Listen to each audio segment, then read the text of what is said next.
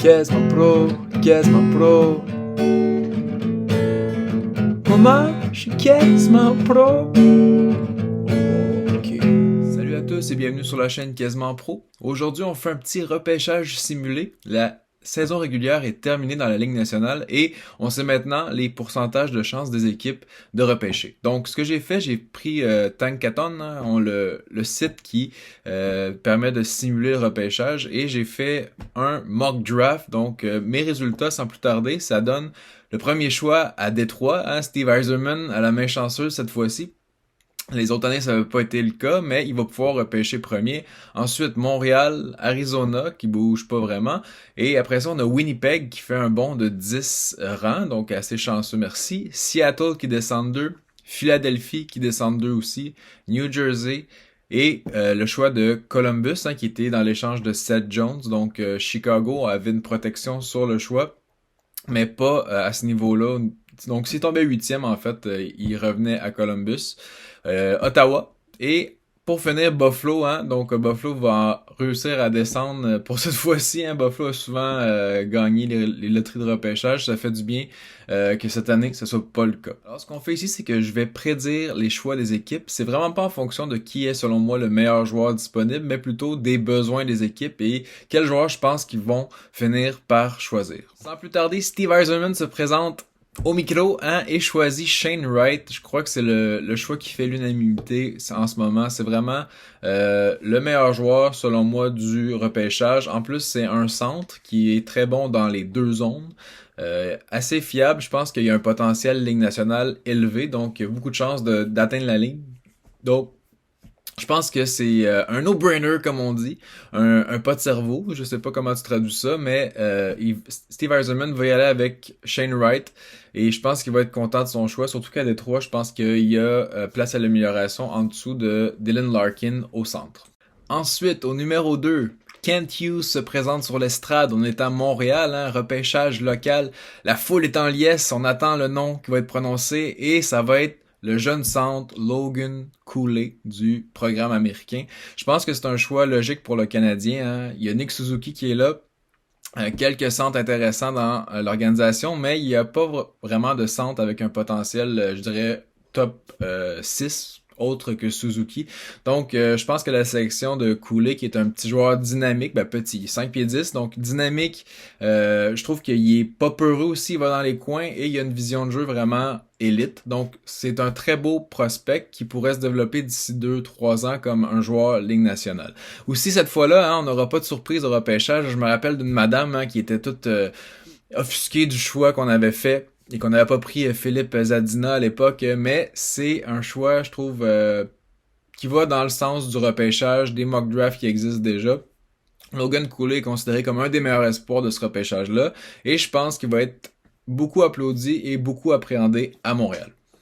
Au numéro 3, les Coyotes vont sélectionner l'homme au grand sourire, Juraj Slafkovský, donc un joueur de la Slovaquie qui est né à Košice exactement, hein, né le 30 mars, donc un joueur qui est assez late dans l'année, donc il y a plusieurs mois d'avance sur d'autres prospects qui vont être nés plus tôt. Il y a eu une saison quand même ok, hein, il joue quand même dans la Liga, qui est la première ligue finlandaise. Il joue avec des pros. Des séries aussi, ok, mais surtout ce qu'on l'a vu, c'est aux Olympiques cette année. Hein, il a vraiment torché tout le monde. Il était vraiment solide. Tu vois que c'est un gars avec du gabarit, 6 pieds 3, 218 livres. Il est capable de tasser n'importe qui sur la glace. Et il y a aussi un tir qui est élite, ou disons en voie d'être élite, hein, qui est déjà une Ligue nationale all the way. Donc, Juraj Slafkovský, je pense que ça va être vraiment un choix intéressant pour les Coyotes, surtout que les autres, ils ont besoin pas mal de joueurs n'importe où. Hein. Ils auraient pu sélectionner un centre aussi, un défenseur. Ils ont besoin de tout. Puis ils ont beaucoup de joueurs qui ont sélectionné qui se développent assez mal en ce moment. Donc, je leur souhaite que Slafkovský fonctionne bien. Au numéro 4, les Jets, qui ont fait un méga bond au repêchage, vont prendre Joakim Kemell, donc le joueur finlandais. Super performant dans le tournoi U18, hein, jusqu'à présent. Il y a eu des tours du chapeau. Il y a un tir élite, vraiment une décoche ultra rapide. J'en ai parlé dans une autre vidéo précédente. Un peu comme Cole Caulfield, hein, ne bouge pratiquement pas les poignets. décoche, il va mystifier les gardiens de but et même les défenseurs qui sauront pas comment le gérer. Donc niveau du tir, c'est vraiment un potentiel élite et je pense que les Jets pourront le placer un peu partout sur l'alignement et pourrait jouer avec un Cole Perfetti éventuellement. Sa taille est bonne aussi, donc à l'instar de Cole Caulfield qui avait descendu au draft, hein, parce qu'il est petit surtout. Il est grand, il manque un petit peu encore de chair sur l'os, mais ça reste un potentiel très intéressant pour la Ligue nationale et je pense que il va sortir dans le top 5, donc avec les Jets de Winnipeg. Au numéro 5, Seattle, hein, qui vont-ils repêcher? Je pense que ça va être Simon Nemec, un grand défenseur slovaque. Meilleur défenseur du draft selon moi. C'est pas une année de défenseur vraiment cette année, mais il y en a quand même des pas pires solides.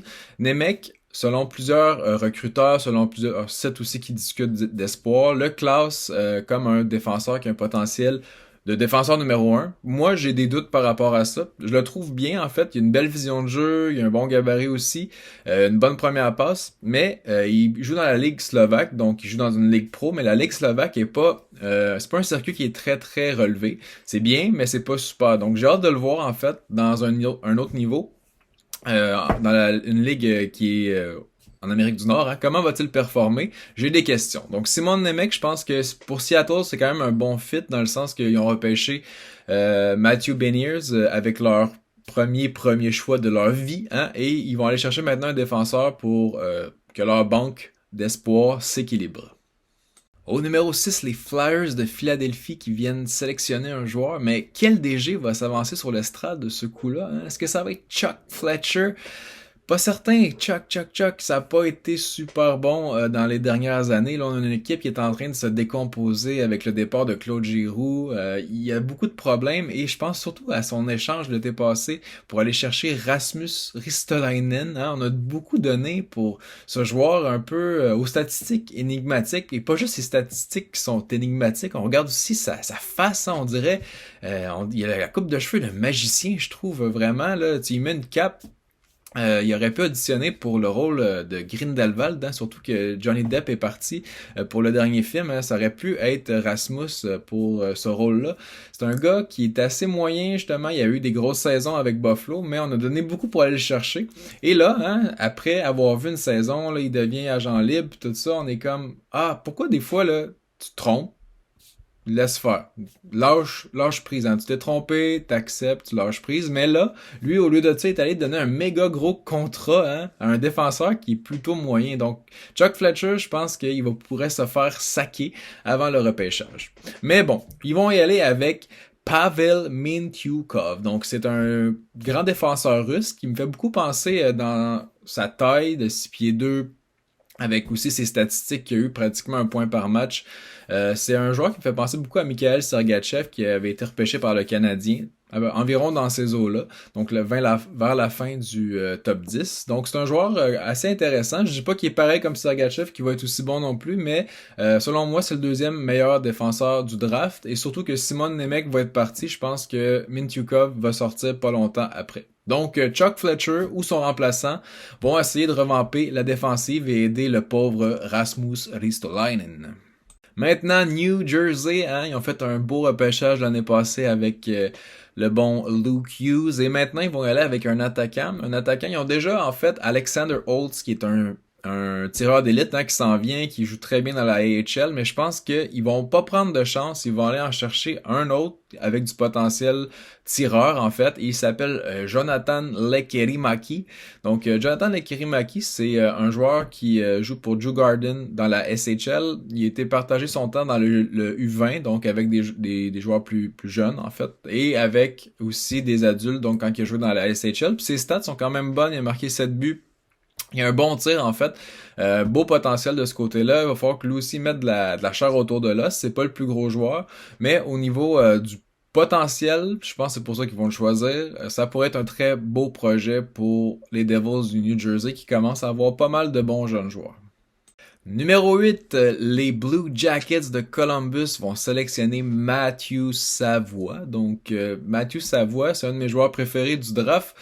Par le fait, hein, moi j'aime beaucoup les joueurs souvent qui sont sous-estimés à cause de leur attribut physique. Et Matthew Savoie a les statistiques d'un joueur qui pourrait sortir top 3 dans pas mal n'importe quel draft. Le seul problème, c'est que il est petit, hein? C'est un petit garçon, fait que beaucoup de recruteurs se disent c'est un centre, il est trop petit, il va se faire brutaliser au prochain niveau. Est-ce qu'il va être capable de devenir un centre top 1, même s'il a le talent, hein, un centre de première ligne? Il y a beaucoup de monde qui se questionne. Ça me fait penser un peu à Marco Rossi, hein, qui avait des stats complètement débiles à son année de repêchage, et il est sorti vers la fin du top 10, alors que il aurait pu sortir top 3 s'il y avait quelques 1 pouce de plus. Donc vraiment, c'est pas juste pour ça, mais c'est la vie. Puis je pense que Mathieu Savoie, en plus avec son caractère, hein, c'est un joueur très résilient qui veut gagner aussi. Donc c'est un joueur talentueux qui veut gagner, qui est dévoué à la tâche. C'est une combinaison gagnante en fait. Donc je pense qu'avec sa sélection qui va être un peu plus tard par Columbus, ça va encore plus le motiver et il va avoir la place à Columbus pour performer avec tout le talent qu'il va avoir dans cette attaque-là, avec des Ken Johnson, avec Cole Sillinger, etc., Matthew Savoie pourrait être un des vols du draft qui va sortir au 8e rang.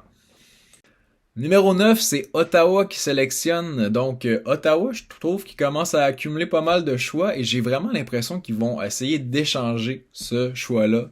S'ils réussissent pas, hein, je pense que ça va être le joueur Brad Lambert ou Brad Lambert qui va être choisi. C'est un gars qui avait là, 1 an ou 2, on le voyait comme dans le top 3 du repêchage et lentement mais sûrement il a comme descendu au draft parce que ses performances, surtout qu'ils l'ont fait jouer dans une ligue pro, sont assez moyennes. Il a été échangé, ça n'a pas décollé non plus. Mais quand tu regardes le joueur, quand tu le regardes sur la glace, il y a tout pour être un joueur de calibre élite à la Ligue nationale. C'est juste que son développement est plus lent. Donc, j'ai l'impression qu'il y a une équipe, c'est clair, qui va accrocher à ça.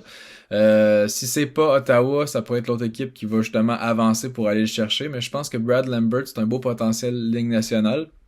Il faut juste on soit patient avec lui, un peu comme Atou qui a été sélectionné l'année passée, un petit peu. En fait, il est sorti en 2e ronde parce qu'il y a eu une saison désastreuse dans la Liga. Puis après ça, ben, ça a décollé cette année, puis c'est redevenu un espoir de calibre. Donc, Ottawa vont repêcher Brad Lambert, peut-être. Et au numéro 10, Buffalo, hein, les Sabres, qu'est-ce qu'ils font pour vrai? J'espère qu'ils vont être capables de sortir enfin de la cave. Hein. C'est vraiment pas facile pour les Sabres. Là, avec Owen Power, j'ai l'impression qu'il y a un petit vent de changement, puis surtout que Jack Eichel est parti de cette équipe-là. Il y a quelque chose qui se passe. Après ça, est-ce que ça va être vraiment salutaire pour eux? Je sais pas, mais on va encore accumuler les choix et essayer de justement sortir de la médiocrité. Donc, David Jiricek pourrait les aider. Je pense pas que c'est le meilleur défenseur du draft. En fait, il y en a plusieurs que je vois avant lui, mais je pense que c'est un défenseur qui a un bon potentiel Ligue nationale. Top 4. Donc, un joueur qui a beaucoup de chances d'atteindre la Ligue, qui est assez stable, mais je pense pas que ça va être un défenseur exceptionnel. Mais des fois, hein, au repêchage, on peut essayer des coups de circuit, on peut essayer tout le temps d'aller chercher le meilleur joueur, mais aussi des fois, tu peux prendre un gars que tu sais qu'il va se rendre, puis t'auras pas de problème. Hein? C'est un bon joueur fiable, développement fiable, simple. Donc, David Jiricek va aider des gars comme Owen Power, va stabiliser la ligne bleue à Buffalo. C'est ce qui conclut ce repêchage simulé. Donc, j'ai laissé plusieurs joueurs à l'écart du top 10. Hein? C'est par choix, en fait. Les choses peuvent changer rapidement aussi. Avec les séries qui arrivent, il y a des joueurs qui vont monter leur cote beaucoup, qui vont être sur le projecteur. Donc, ça pourrait changer. Mais bon, le repêchage est en juillet. On verra. C'est le temps qui va nous le dire si ces sélections-là étaient bonnes. Et aussi, hein, l'ordre du repêchage n'est pas connu. Donc, je vais refaire éventuellement un top 10, mais avec les sélections connues. Donc sur ce, passez une très belle journée. On se reparle bientôt.